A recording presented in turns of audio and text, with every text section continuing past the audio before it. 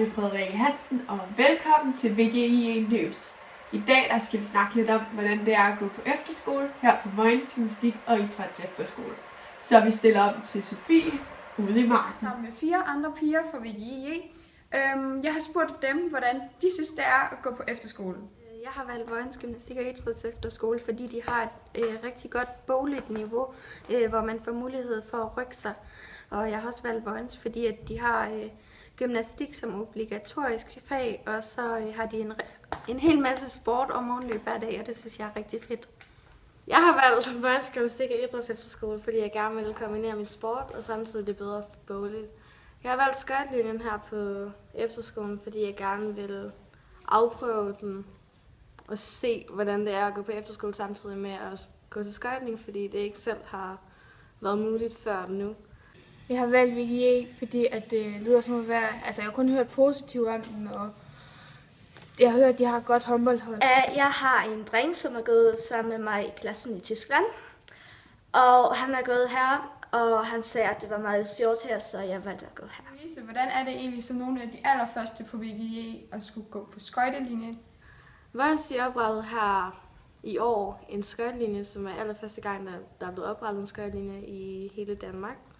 Så vi er 6 piger, der er med til at indvie den, og forhåbentlig vil der være flere fremover. Og skøjtepiger er sammen med rytmepigerne 2 ud af 3 træningsgange i ugen, hvor vi så samtidig kan have et sammenhold med dem, og stadigvæk få lov til at skøjte sammen med en træner, der hedder Dima her i Vojens. Jeg har valgt badmintonlinjen på Vojens Gymnastik og Idræts Efterskole, fordi badminton er en kæmpe stor del af mit liv, og på VGIE der får jeg lov til at spille en hel masse badminton og rykke mig rigtig meget.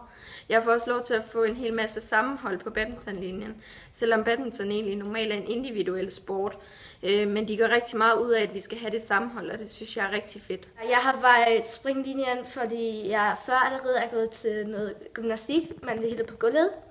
Og jeg ville gerne prøve at blive bedre til at gøre sådan noget spring som flikflakker og baglænder og saltos og sådan noget.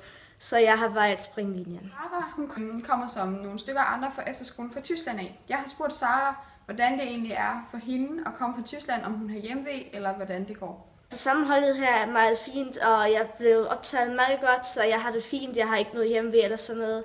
Altså selvfølgelig, det er noget andet at komme fra Tyskland. Jeg har også nogle gange imellem lidt svært med at forstå de andre eller selv at tale. Men jeg synes ikke, at det er for langt. Men Sofie, hvordan synes du så, det er at gå på efterskole? Jeg synes personligt, det er skide fedt at gå på efterskole. Vi hygger os alle sammen, og vi har det rigtig godt. Og vi har et godt sammenhold, så det er skide fedt at komme herop, og vi hygger os alle sammen. Der er ingen, der sådan føler sig udenfor. Vi dyrker en masse sport, og rytme det er jo bare det, jeg allerhelst vil, så det er jo mega fedt at kan dyrke det 3 gange i ugen. Det var alt fra VGIE News. Tak for i aften.